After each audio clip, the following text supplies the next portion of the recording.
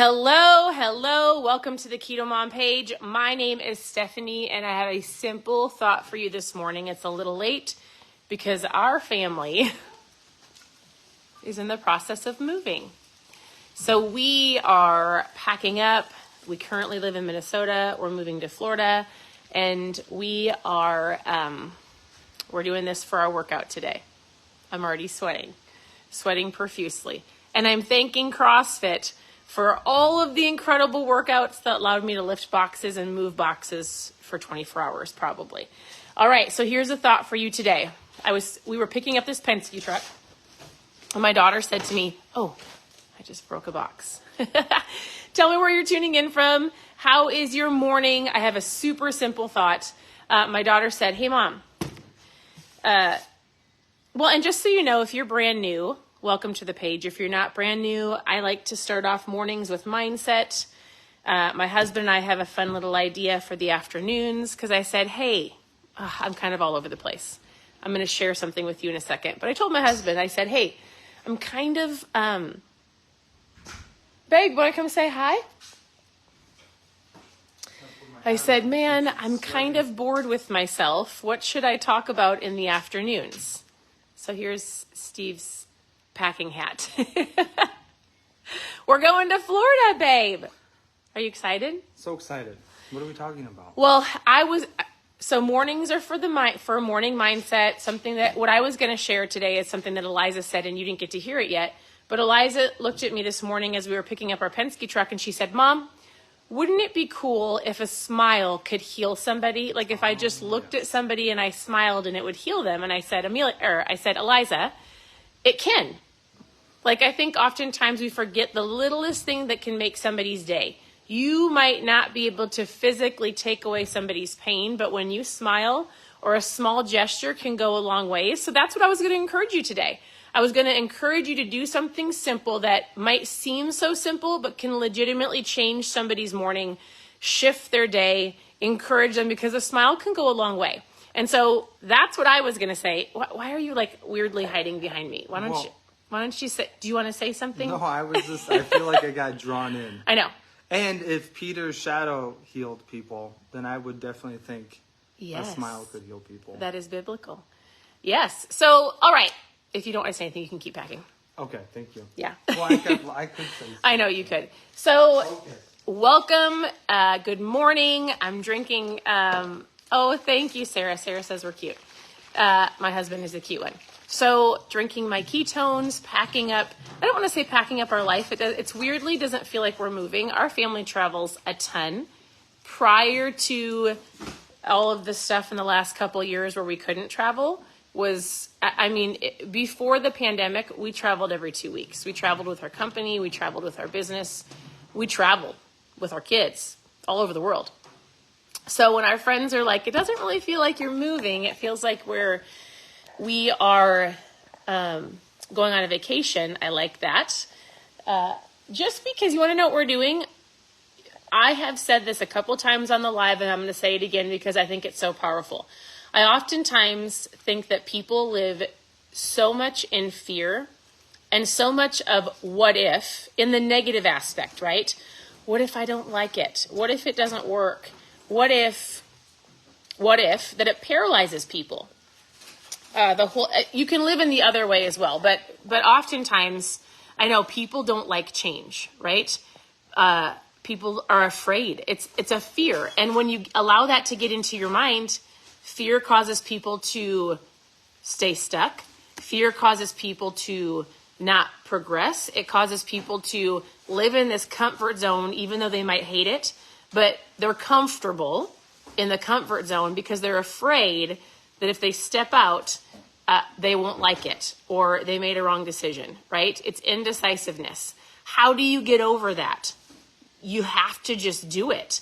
So like this move, right? Like we love Florida, we love Minnesota. All of our family is here in Minnesota. We've traveled a ton. I love that in our situation, we've got technology and we've got different things to keep up with people. But it's like, I was telling somebody the other day, I said, your mind can talk you out of things. It's when you have the peace. the Holy Spirit. You've got the peace in your soul, in your heart, to know you should try something, do something. It doesn't mean that you're not afraid. It doesn't mean that you're not going to step out in faith, right? There are things that seem super scary. Listen, if I let my head tell me what we're doing and why we're moving to Florida, my head says, you crazy. Why would you do that? You have everything perfectly fine in Minnesota. And yet, I have this piece about the next step that we're doing for our kids. And so I don't know where you're at, if there's a next step, if there's something that you've been wanting to try. Like, pray about it, have discernment about it. And it doesn't mean that you're not going to, like, there is a part of, I'm super nervous. And I know I need to do it, right? Then you have to you've just got to do it. How do you get over the fear? You've got to have faith to take the next step. Meaning, like one of my mentors said the other day to us, to us as we were sitting on a Zoom, and he said, and I've said this a couple times if you've been on the lives, but somebody has to hear this. I think it's so powerful. If you fail, and whatever failure means to you, if we move to Florida and we decide we don't love it, and we decide it wasn't our best move, is it a failure? I mean, sure, we've already calculated, like, what's the worst case scenario, and we calculated how much money we would potentially lose. But I just believe that the only way you fail is physically quitting, if we just quit on life, which we're not going to do. But if we fail, are we happy that we tried? If we fail, is it worth the risk? When he said those two things, I went, no question about it, hands down, yes. If for some reason this next season doesn't work out how we think or how we believe, is it a failure? I don't really look at anything as a failure except for a learning lesson. So either A, we win, meaning there's new opportunities, new doors open, like our kids are thriving in the areas that we're believing they're going to thrive in, or A, that's A, or B, we learned a lesson, right? So you almost have to look at, even looking at failure, going, what does failure mean to me? Is it worth the risk? If it doesn't work out how I believe it's going to work out, then guess what? I learned a lesson. I can pivot. Like, we have so many different options and choices that we can make. It's ourselves that hold us back. It's the fear of, like, the unknown. And so how do you get past it? You just have to do it. So that's what we're doing, is we're doing it. And we have prayed about it, and we have talked to mentors. Like, I believe that when you're making a big decision, you pray about it as a family. You've got discernment. You, like, what's the worst case scenario? And can you handle the worst case scenario? If it's a big move, right? Seek mentorship, ask for guidance, and then you just have to decide.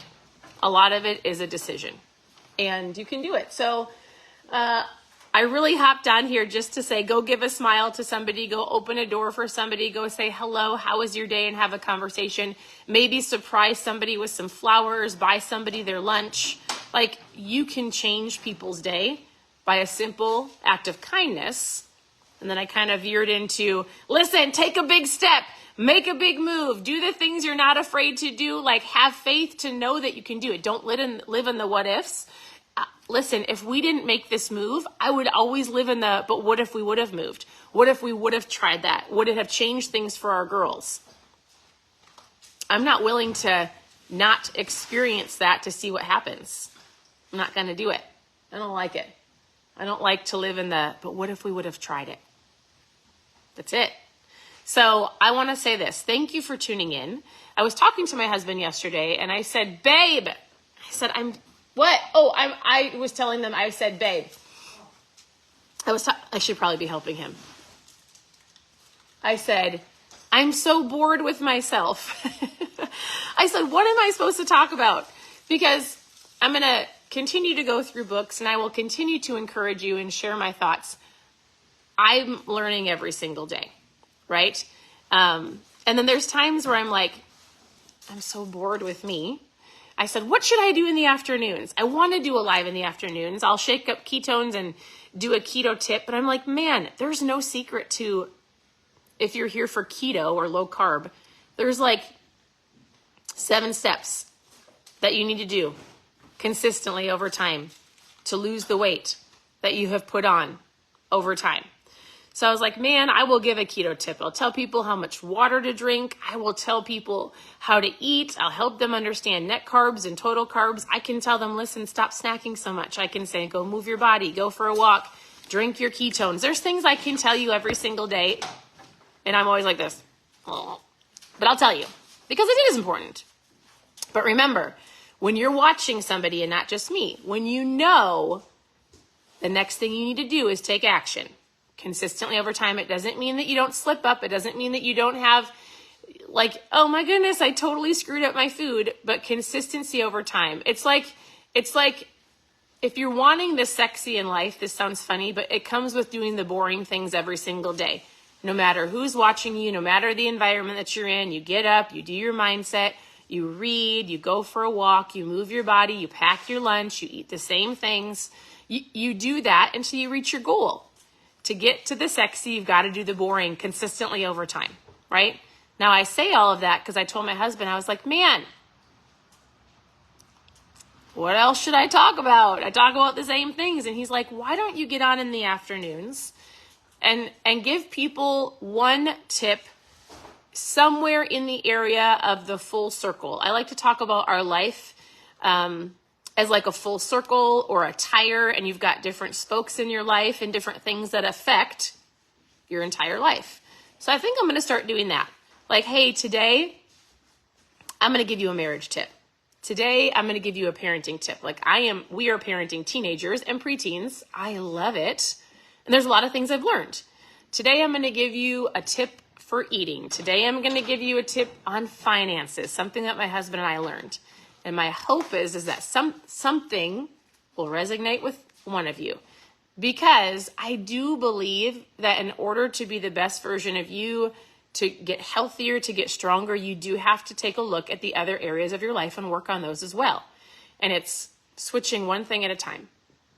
It's, oh my goodness, I had no idea about that and finances, or I didn't know that little tip about money. If I fix that, I'll be less stressed and I will do less stress eating.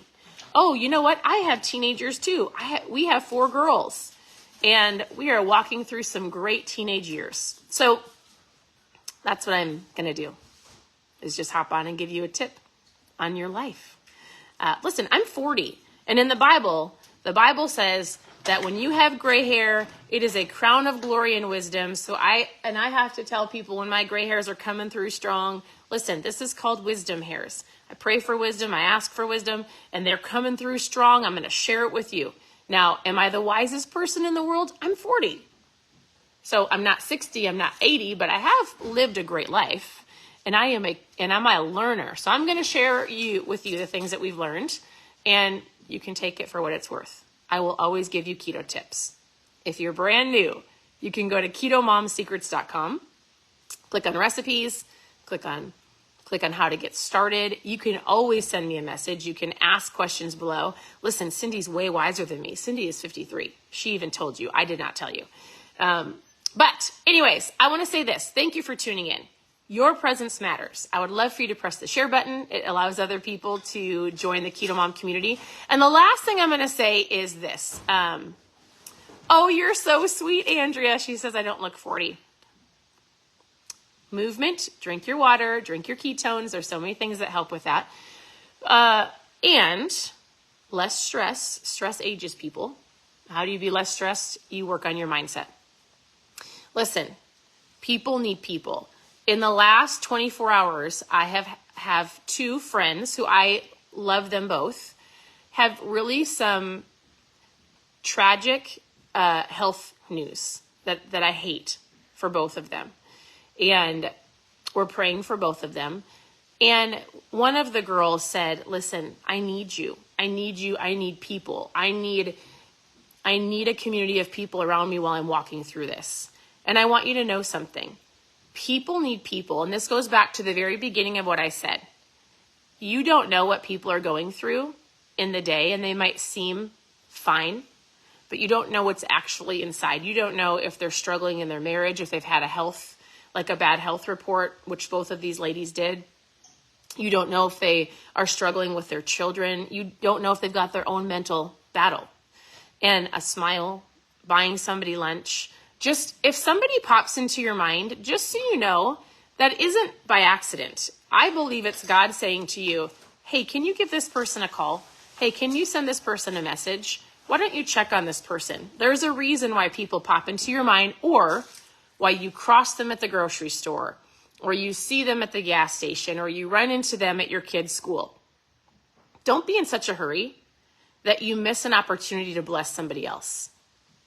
Like, I'm guilty of this. As you're walking through, acknowledge people, smile at them, say hello, ask how they're doing. Like, if you just take a couple seconds and just listen to people, you can kind of tell where they're at and then be a blessing to somebody else. So thank you for tuning in. Have a wonderful day. Let me know if you have any questions. I'm here to help, and follow us on our journey because we are moving to Florida. All right, we'll talk to you soon. Bye, everybody.